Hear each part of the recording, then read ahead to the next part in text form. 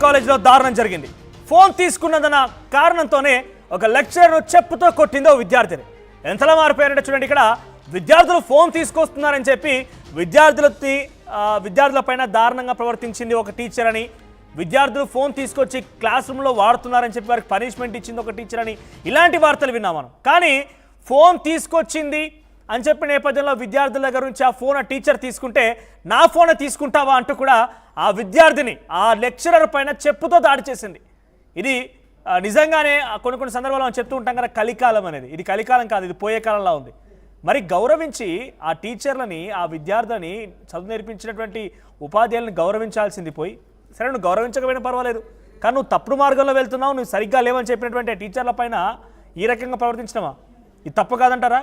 ఇది కలియుగం కాదు. నిజంగా ఇటువంటి వారిని చూసినప్పుడు అనిపిస్తుంది ఇది పోయే కాలం అని చెప్పి. సోషల్ మీడియాలో ఇప్పుడు ఆ వీడియో తెగ వైరల్గా మారింది.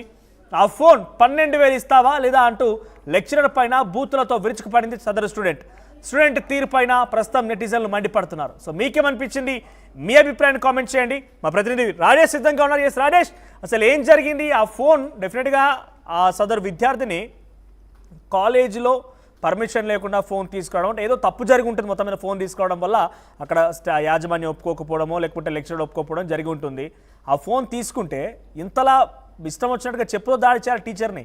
గౌరవించడం పక్కన పెట్టండి, మరి దాడి చేసి చెప్పుతో కొట్టడమా? ఇంత దారుణమా?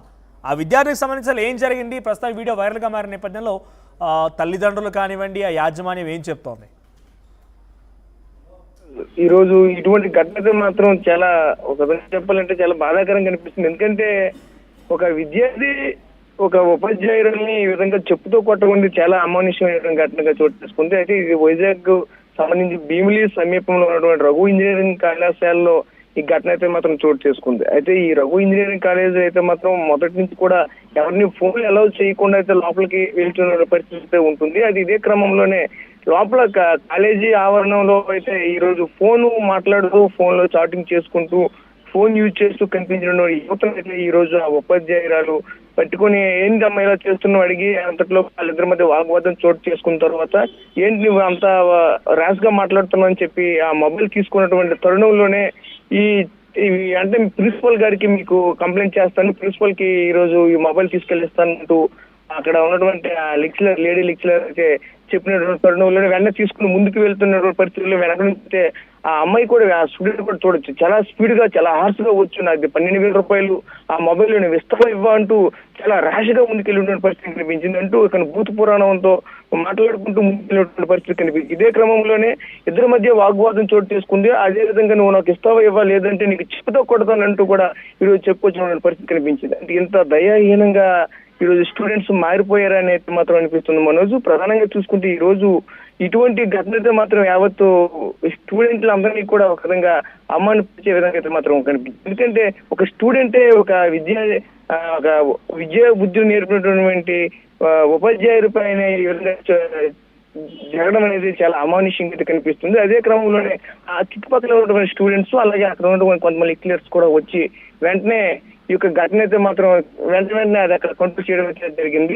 ఇటువంటి ఘటన పైన అయితే మాత్రం ఈ రోజు చూసుకుంటే సోషల్ మీడియా అంతా వేదికగా చూసుకుంటే చాలా రచ్చరచ్చగా అనిపిస్తుంది. ప్రజెంట్ అయితే ఈ యొక్క పరిస్థితి దీన్ని ఏ విధంగా కూడా వర్ణించాలని కూడా పరిస్థితి కనిపిస్తుంది. సో విద్యార్థి తల్లిదండ్రులు ఏం చెప్తున్నారు? అసలు ఆ ఫోన్ సంబంధించిన విషయంలో టీచర్ చేసిన తప్పేం కనిపించడం లేదు. డెఫినెట్గా కొన్ని క్వశ్చన్ చేస్తారు, తప్పులు ఉంటే మాట్లాడాలి, కన్విన్స్ చేయాలి, అవసరమైతే మీతో కాకపోతే తల్లిదండ్రులు తీసుకొచ్చి నిజంగా విద్యార్థి చేసిన తప్పేం లేదనుకుంటే తల్లిదండ్రులు తీసుకురావాలి. కానీ ఏకంగా తనే చెప్పు తీసుకొని దాడి చేయడం, రౌడీలాగా ప్రవర్తించడం ఇక్కడ కొన్ని విజువల్స్ మనం చూపించగలుగుతున్నాం. ఇంకో సందర్భంలో అయితే చాలా బూత్ పురాణంతో రెచ్చిపోయింది కూడా.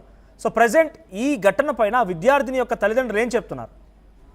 ప్రజెంట్ విద్యార్థిని తల్లిదండ్రులు అయితే మాత్రం ప్రజెంట్ అయితే ఎటువంటి స్పందన అయితే లేదు. ఎందుకంటే అసలు ఆ విద్యార్థి తల్లిదండ్రులు కూడా తెలియనటువంటి పరిస్థితి కనిపించింది. వాళ్ళు కూడా మాట్లాడినటువంటి పరిస్థితి. ఎందుకంటే మా పాప ఇలా చేస్తుంది, అసలు ఏం జరిగింది, అక్కడ సిచ్యువేషన్ ఏంటని కూడా వాళ్ళు అయోమయంలో పడిపోయినటువంటి పరిస్థితి కనిపిస్తుంది. ఎందుకంటే అది జరిగిన తర్వాత కూడా అసలు ఇది ఇంతకు మునుపు అంటే ఒకే రోజు అయితే మాత్రం ఇటువంటి ఘటన మాత్రం చోటు చేసుకుంది. గతంలో అక్కడ ఉన్నటువంటి టీచర్ కావచ్చు, అక్కడ స్టూడెంట్ కావచ్చు, మధ్యన కూడా ఇంతకు మునుపు గొడవ ఉండొచ్చు అని కూడా ఆ కోణంలో కూడా చెప్పేస్తున్న పరిస్థితి కనిపిస్తుంది. అది ఈ కోణంతో పాటు ఈ వీడియో వచ్చిన తర్వాత కూడా అంటే ఆ ఘర్షణలో ఉన్నటువంటి టీచర్ కూడా మళ్ళీ చెప్తూ ఆవిడ పైన దాడి చేసినటువంటి పరిస్థితి కూడా కనిపించింది మనోజ్. అందువలన అక్కడ చూసుకుంటే మాత్రం ఇంతకు మునుపు నుంచి వాళ్ళిద్దరి మధ్య వాగ్వాదం నేపథ్యంలో కాలేజీ యాజమాన్యం ఏం చెప్తోంది? సదరు విద్యార్థిని పైన ఎటువంటి చర్యలు ఉండే అవకాశం ఉంది? అక్కడ టీచర్ చేసిన తప్పు అనే విషయాన్ని ఎవరైనా చెప్తున్నారా?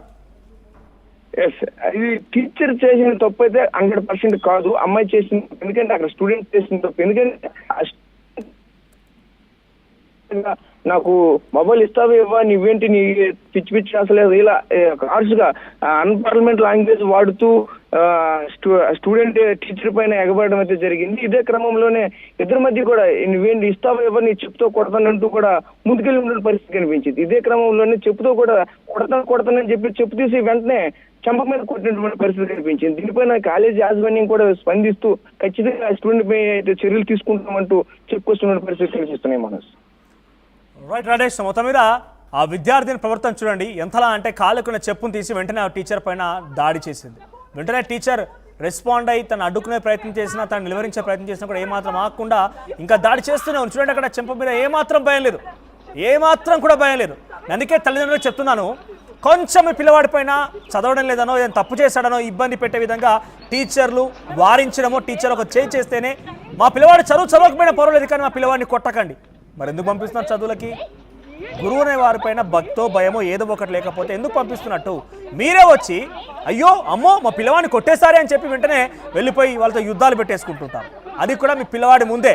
అంటే ఎవరి పేరు చెప్తే అయితే పిల్లవాడు భయపడడం కొంత ప్రవర్తన మార్చుకుంటాడో, భయపడుతూ ఉంటాడో, ఆ గురువు దగ్గరికి వెళ్ళిపోయి నువ్వు నా కొడుకుని ఎలా కొడతావు, నా బిడ్డను ఎలా కొడతావు అంటే తీరా వస్తే ఇటువంటి పోయే కాలం మనందరికి వస్తుంది.